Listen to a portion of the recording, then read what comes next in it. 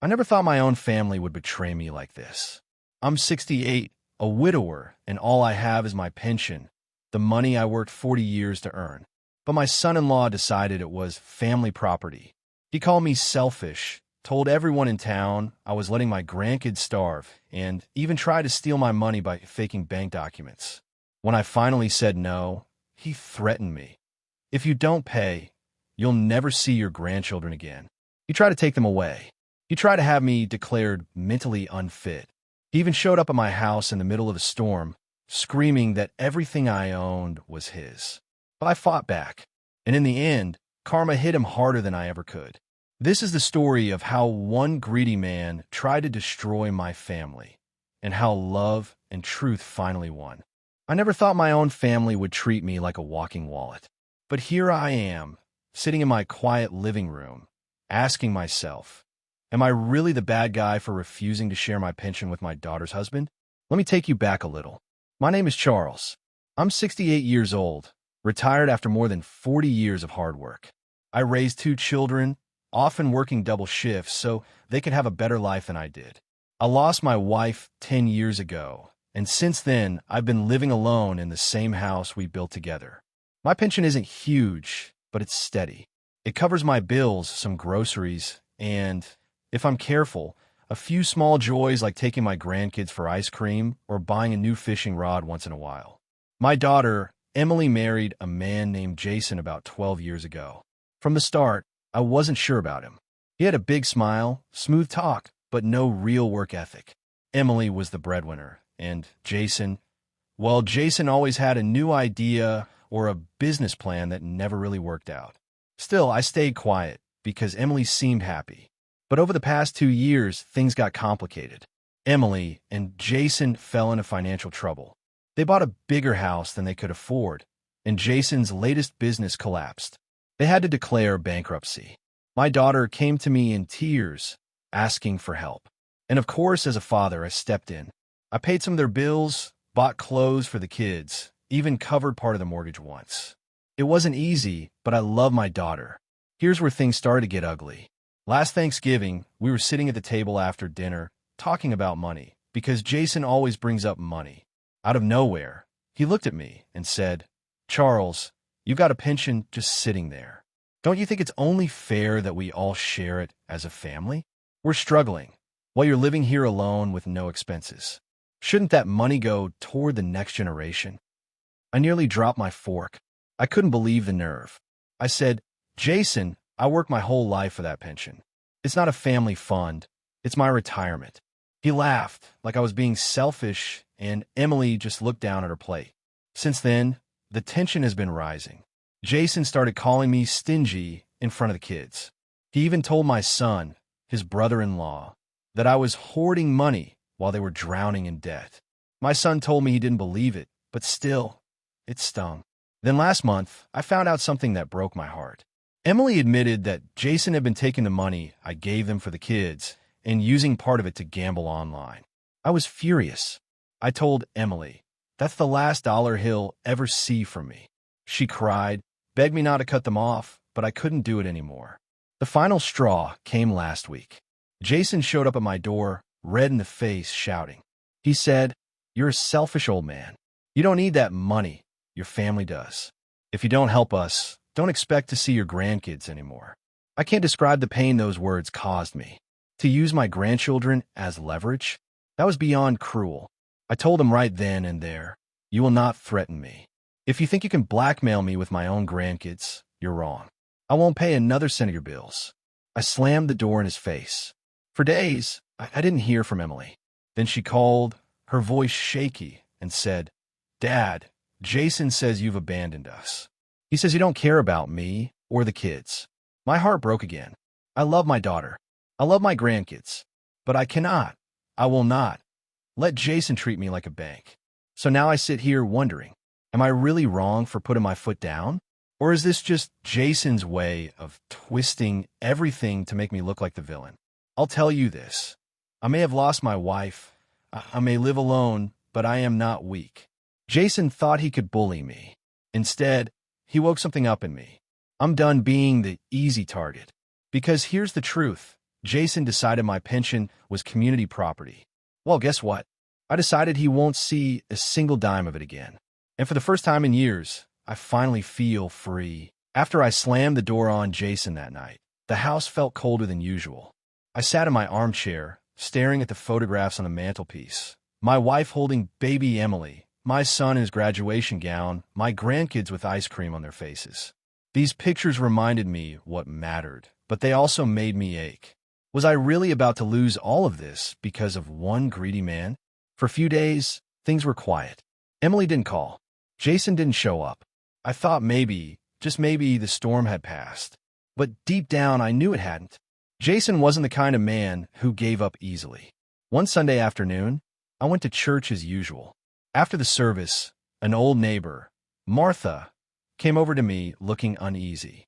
She said, "Charles, I hate to bring this up, but I heard Jason talking down at the diner. He was saying you're refusing to help your own grandchildren." People were listening, Charles. I felt my face flush with shame. That man was dragging my name through the mud in my own community. Martha touched my arm gently. "We know you. We know you're a good man. Don't let him make you doubt that." But the damage was already beginning. Later that week, another friend asked quietly if everything was all right at home. I realized Jason was trying to isolate me, to make me look like the villain not only in my family, but in my town. Then came a phone call. Emily's number flashed on the screen. When I picked up, her voice was shaky. "Dad, I need to ask you something. Did you really say you don't care if we lose the house? Jason told me you said that." I nearly dropped the phone. "Emily, I never said such a thing. You know I'd never wish that on you or the kids." She was silent for a long time. Then she whispered, "Dad, I don't know what to believe anymore." That cut deeper than any insult Jason had thrown at me. My own daughter doubting me. I went to bed that night, staring at the ceiling, wondering if I'd already lost her. But things only got worse. A week later, I noticed strange mail arriving. Bank forms, credit offers with my name on them. I didn't think much of it until one evening, when I was sorting through bills, I saw an envelope from a bank I'd never used. Inside was a letter thanking me for my application for a joint account with Jason's name on it. My hand shook as I read it. I never applied for such a thing. Panic set in. Was Jason trying to access my pension directly? Was he forging my signature? I called the bank immediately and reported fraud. They froze the application, but I barely slept that night. The next morning, my son Michael came over. He's younger than Emily, steady, a good head on his shoulders. He found me sitting at the kitchen table with papers scattered everywhere. "Dad, what's going on?" he asked. I told him everything, the threats, the lies, the bank forms. His face turned red with anger. "That man has gone too far. You need to protect yourself. Legally." It felt strange, hearing my own child give me advice like a parent. But he was right. I went to see a lawyer the next day, explained the situation, and had them set up safeguards on my accounts. No one could touch my pension now, not without my explicit permission. But of course, Jason didn't stop. When he realized I'd blocked him out financially, he turned his poison on the kids. My granddaughter, only 12, called me crying. "Grandpa, why won't you help us? Mommy says we might have to move. Jason says you don't love us." I nearly broke down on the spot. How dare he drag innocent children into this? I told her gently, "Sweetheart, I love you more than anything. Don't believe everything you hear. Grandpa is always here for you." That night, I sat at the kitchen table again, staring at my wife's photograph. I whispered, "What would you do, Mary?" And in my heart, I knew the answer. She would have said, "Protect the children, but don't let a bully take control." The breaking point came at a family birthday party. It was Emily's youngest turning 7. I almost didn't go, but my son insisted I should show my face, show the kids I still love them. So I went. The moment I walked in, Jason made a scene. He raised his voice, right there in front of everyone. Here he is, the man with plenty of money who lets his own grandkids suffer. How does it feel, Charles, to sit on your pension while your family drowns? The room went silent. Emily looked horrified. The kids stared at me, confused. My hands were shaking, but I stood tall. I said loudly, "You want the truth, Jason? The truth is you took the money I gave and gambled it away. You lied to my daughter. You lied to my grandchildren. And now you're trying to steal from me." Gasps filled the room. Jason's face went pale. Emily's eyes filled with tears. Michael stepped forward and said, "I've seen the proof. Dad isn't the problem. Jason is." For once, Jason had no clever words. He grabbed his coat and stormed out of the house. I thought maybe that was the end, but of course it wasn't. A few days later, Emily came to visit me alone. She sat at my kitchen table, hands trembling, and said, "Dad, I think I finally see what he is. But I don't know what to do. The kids love him. I can't just throw him out." I reached across the table, held her hand, and said, "Emily, love doesn't mean letting someone destroy you. You're stronger than you think, and I'll stand by you, whatever you decide." For the first time in months, I saw hope in her eyes. She squeezed my hand and whispered, "Thank you, Dad." But as much as I wanted to believe things were getting better, deep down, I knew Jason wasn't finished. A man like him doesn't back down easily. And I was right, because just when I thought I'd regained a little peace, the real war began. Jason wasn't just after my pension anymore. He wanted everything. For a little while after that birthday party, things were quiet. Too quiet. Jason had vanished from the picture, at least on the surface. No angry phone calls, no surprise visits, no whispers around town. Emily was calmer when she called me, and I even got to spend a lovely Saturday afternoon with my grandkids. We went fishing, ate sandwiches by the river, and for the first time in months, I felt almost normal again. But peace with Jason never lasts long. It wasn't in his nature. About 3 weeks later, I got an official-looking letter in the mail. At first, I thought it was junk, but when I opened it, my hand started to shake. It was from a lawyer's office. The letter stated that Jason had filed a petition to be given access to my finances on behalf of the family, claiming I was mentally unfit to manage my own affairs. I sat in my chair for nearly an hour, staring at those words. Mentally unfit? Me? I still drive, do my own shopping, cook my meals, balance my checkbook to the penny. Sure, I'm getting older, but I'm not incompetent. Jason was trying to have me declared incapable so he could get control of my pension and my house. The rage that burned in me that day is hard to describe. It wasn't just anger, it was betrayal of the deepest kind. To think my daughter married a man who would go this far. I called my son, Michael, immediately. He came over within an hour. When I showed him the letter, his face turned red. "He's trying to put you under guardianship, Dad. If the court believes him, he could control everything. Your bank accounts, your house, even what you spend at the grocery store." I felt sick. My home, my independence, everything I'd built could vanish because of his lies. Michael put his hand on my shoulder. "We're not going to let that happen. We'll fight this." The next few weeks were a blur of lawyer visits, gathering documents, and preparing for court. My lawyer reassured me, saying, "Mr. Taylor, you're sharp as a tack. We'll prove this is nonsense. But be ready. Men like Jason don't back down easily." Meanwhile, Emily was caught in the middle. She came by one evening, her face pale. She whispered, "Dad, I didn't know he was doing this." I swear I didn't. I believed her. But she also admitted something that made my stomach twist. Jason said if I don't support him, he'll leave me and take the kids. "I'm trapped, Dad." I took her hands and said firmly, "Emily, you are not trapped. You're stronger than you know. And I will never, ever let him take my grandchildren away from you, or from me." When the day of the court hearing came, I dressed in my best suit. I tucked a photo of my wife into my pocket for courage. The courthouse smelled of old wood and polish, the air heavy with tension. Jason sat at the other table, smirking like he'd already won. He wore a shiny new suit, probably bought with Emily's last credit card. When the judge entered, Jason launched into his speech. He painted me as a confused old man who couldn't manage his own affairs, who forgot things, who lived in denial. He even claimed I had once left the stove on all night, nearly burning the house down. A complete fabrication. I clenched my fists under the table, fighting the urge to shout. Then it was my turn. My lawyer asked me simple questions. My address, the date, the names of my grandchildren, even details about my bank accounts. I answered them all clearly and firmly. I could feel Jason's smirk fading with every word.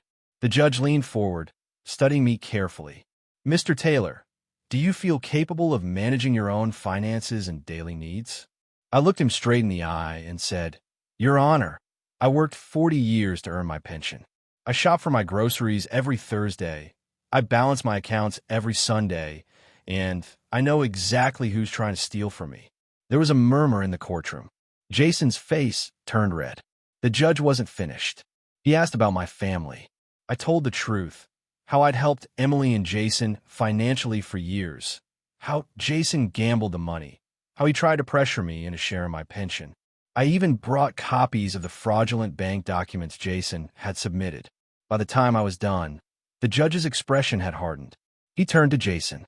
"Mr. Thompson, these accusations appear to be unfounded. In fact, it seems you may be attempting to exploit your father-in-law. I strongly advise you to consider your actions very carefully." Jason stammered, tried to defend himself, but it was useless. The case was dismissed on the spot. Walking out of that courtroom, I felt 10 years younger. Michael clapped me on the back and said, "Dad, you showed him. You showed everyone." But while I won the battle, I knew the war wasn't over. Jason wasn't the type to lick his wounds quietly. Sure enough, that very night, Emily called me in tears. "Dad, Jason's furious. He says you humiliated him. He says he'll make sure you regret it." I sighed, staring out the window at the dark yard. "Emily, I've been through worse storms. He can threaten all he wants, but I won't bend. Not now, not ever." She was quiet for a moment, then whispered, "I think I'm ready to leave him, Dad. But I'm scared." My heart swelled with both pride and worry. Emily had lived under Jason's shadow for too long. But breaking free wouldn't be easy. I told her, "When you're ready, I'll be here. You and the kids will always have a place with me." For the first time in months, I heard hope in her voice. But I also knew Jason. A cornered man is dangerous.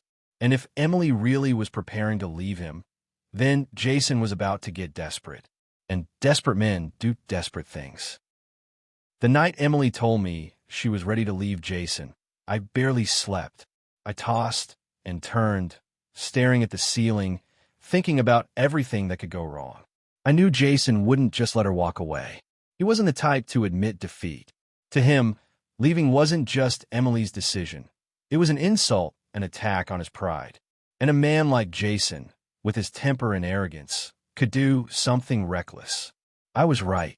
A week later, on a gray Tuesday afternoon, Emily called me in a panic. Her voice shook through the phone. "Dad, he's gone crazy. He's packing the kids' things. He says he's taking them to his brother's place out of state. He says I'll never see them again if I leave him." My heart nearly stopped. "Emily, listen to me. Lock yourself in a room with the kids right now. I'm coming." I grabbed my keys and drove like a madman. The roads blurred under my tires, my chest pounding with every mile. All I could think about was Emily, terrified, and my grandchildren, confused and crying. When I arrived, the scene was chaos. Jason's car was in the driveway, trunk open, bags already inside. Through the window, I could see him shouting, waving his arms, while Emily clutched the children in the hallway. I didn't hesitate. I stormed inside. "Jason, that's enough." He spun around, his face red, eyes wild. "Stay out of this, old man. These are my kids too, and I'm taking them. Emily thinks she can walk out on me? Not without consequences." The kids were sobbing. Emily's face was pale as snow. I stepped between him and them, my voice shaking but loud. "You're not taking those children anywhere. Not today, not ever. If you want to destroy your marriage, that's your choice. But you will not rip these kids away from their mother." Jason sneered. "What are you going to do, Charles? You think you're some kind of hero? You're nothing but a bitter old man sitting on his pension." I stood tall, even though inside I was trembling. "Maybe I'm old, but I'm not afraid of you. You want to fight me, go ahead, but you'll do it with the police watching." Then I pulled out my phone and dialed 911 right in front of him. Jason froze. For a moment, his bravado cracked. He knew what it meant if the police showed up. He had a history of unpaid debts, and there was still the matter of the fraudulent bank papers. The last thing he needed was more legal trouble. He growled under his breath, grabbed his coat, and stormed out the door. The car engine roared to life, and then he was gone. Emily collapsed onto the couch, holding the kids close, sobbing. "Dad, I don't know what to do. I can't live like this anymore." I hugged her tightly. "You don't have to. and the kids are coming with me. My house may be small, but it's safe. We'll figure the rest out together. So that's what happened. That very night, Emily and the kids moved in with me. The house, once so quiet and lonely, was suddenly filled with life again. The sound of little feet running in the hallway, Emily humming softly in the kitchen. It felt right. It felt like home again. But I knew Jason wouldn't stay away for long. Sure enough, 3 days later, I found a note taped to my front door. It wasn't long, just a few scribbled words in Jason's messy handwriting. You can't hide them from me. They're mine. This isn't over. I crumpled the note in my fist. My lawyer had already warned me. Jason might try to file for custody or even show up unannounced. We needed protection. So the next morning, Emily and I went to court and filed for a restraining order. It wasn't easy. Emily cried as she told the judge about his threats, his gambling, his attempt to take the kids. But when the papers were signed, I felt a huge weight lift off my chest. Jason was officially barred from coming near my home or contacting Emily and the children. Still, paperwork doesn't always stop a desperate man. A week later, I came home from the grocery store to find Jason standing in my yard. He wasn't shouting this time. He just stood there, arms crossed, smiling coldly. You think a piece of paper can keep me away, Charles? You're wrong. She'll come back. They always do. I didn't answer. I just raised my phone and started filming him. His smile faded when he realized I was recording. He spat on the ground and stormed off. That night, after the kids were asleep, Emily sat with me at the kitchen table. Her eyes were red from crying, but there was determination in her voice. Dad, I'm filing for divorce. I can't let him control me anymore. I can't let him hurt the kids. It's over. I reached across the table and took her hand. I'm proud of you, Emily. This is the hardest step, but it's the right one. The next weeks were a whirlwind: lawyers, paperwork, meetings. Jason fought tooth and nail. He tried to claim Emily was unstable, that I was manipulating her, that the children were better off with him. But we had evidence, bank records, testimonies, the restraining order. His lies crumbled under the weight of the truth. The climax came in court during the custody hearing. Jason sat there, smug as ever, until the judge read the findings. Primary custody awarded to Emily, supervised visits only for Jason. Jason's face went pale. He opened his mouth to argue, but the judge slammed the gavel. Mr. Thompson, your behavior has shown a pattern of recklessness and manipulation. This court will not put the children at risk. For the first time, Jason looked small, defeated. Emily burst into tears, this time tears of relief. I hugged her tightly, whispering, "It's over now. You're free." But even as we walked out of that courtroom victorious, I knew one thing. Jason might have lost the battle, but a man like him doesn't vanish quietly. He would linger on the edges, always try and claw his way back. And I was ready for it, because this wasn't just about money anymore. It was about family, about protecting the people I love from a man who saw them only as pawns. And as long as I'm alive, I'll never let Jason win. For a few blessed weeks after the custody hearing, life finally felt peaceful. Emily and the kids settled into my house. The children laughed again, running through the hallways, doing their homework at my kitchen table. Emily even started smiling more, her shoulders lighter now that she was free of Jason's constant shadow. I thought maybe, just maybe, we'd turn a corner. But men like Jason don't disappear quietly. It started with little things. An unfamiliar car parked down the street at odd hours.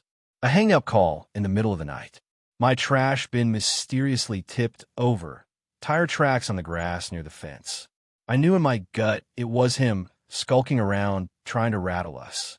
Then, one Friday evening, the storm hit. Literally. The rain was pouring down in sheets, wind rattling the windows. Emily and the kids were curled up on the couch with a movie when suddenly, bang, bang, bang, someone pounded on the front door. Emily's face went white. The kids screamed. I opened the door, and there he was. Jason, soaked to the bone, his eyes wild, his face twisted with rage. "This is MY family," he shouted over the rain. "You can't keep them from me, old man. You poisoned Emily against me. You turned my own kids against me."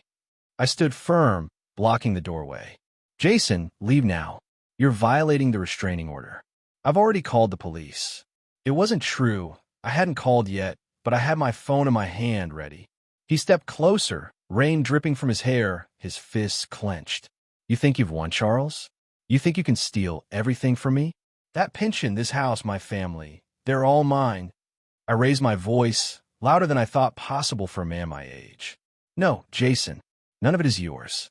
You gambled away your chance. You lied. You threatened. You tried to steal from your own children. You don't deserve this family. You don't deserve anything. The kids were crying behind me, Emily clutching them close. Jason looked past me, saw them, and for a moment his expression softened, but then the rage snapped back. He lunged forward. Before he could cross the threshold, red and blue lights flashed across the yard. A police car screeched to a stop at the curb. 2 officers jumped out, shouting, "Step back, sir! Hands where we can see them." Jason froze, water dripping from his clothes. One officer grabbed his arm, the other read his rights. Emily gasped, covering her mouth with her hand. The kids huddled against her, wide-eyed. Jason screamed as they cuffed him. "This isn't over. You'll all regret this. I'll make you pay." But his voice was drowned out by the storm, and for the first time, I saw real fear in his eyes. The officers shoved him into the back of the car, and just like that, he was gone. Inside, Emily collapsed onto the couch, shaking. "Dad, I can't believe it. It's finally over." I sat beside her, pulling the kids into my arms. "Yes, sweetheart.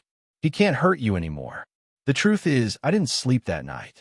I kept replaying the scene over and over in my head. The look in his eyes, the desperation in his voice. A man like Jason never admits defeat. But this time the law had him. Violating a restraining order, attempting to take the kids, he'd gone too far. And finally, karma had caught up with him. Weeks later, we learned Jason had been sentenced to jail time for violating the restraining order and for fraud tied to those bank documents. He wasn't going anywhere for a long while. Emily filed for divorce officially, and the court granted her full custody. The relief in our home was like sunlight after a storm. The kids began to heal. They started drawing pictures again, talking about school, even laughing without that shadow hanging over them. Emily found part-time work at the library, her confidence returning bit by bit. As for me, I finally felt at peace. My pension was safe, my home was full again, and my family, my real family, was protected. One evening, Emily sat across from me at the kitchen table. She reached over, squeezed my hand, and whispered, "Dad, you saved us. I don't know what would have happened without you." I shook my head. "No, Emily, you saved yourself. You had the courage to walk away. I just stood by you, the way any father should." Tears filled her eyes, and for the first time in years, I saw the little girl she once was safe and loved. Now, when I sit in my armchair by the fireplace, listening to the kids' laughter in the other room, I think about everything we've been through. And I realize something important. Money, pensions, houses, they don't mean a thing compared to family. Jason thought he could buy loyalty with lies, thought he could bully his way into control. But in the end, it wasn't money that won. It was love, truth, and the courage to stand up against him. And the best part?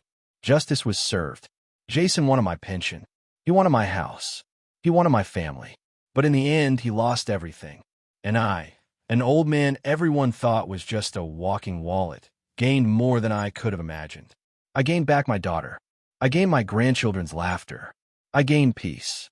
So if you're listening to this, let me tell you, don't let anyone treat you like you're worthless just because you're older or because they think you're easy to manipulate. Stand your ground. Protect what's yours. Protect who you love. Because at the end of the day, true family isn't about taking. It's about giving and standing together when the storm comes. And when the storm finally passed for us, I realized something. Jason thought my pension was meant to be divided among everyone. But I decided something different. I decided I'd rather spend every last cent making sure my grandchildren grow up safe, loved, and strong. That, to me, is the sweetest justice of all.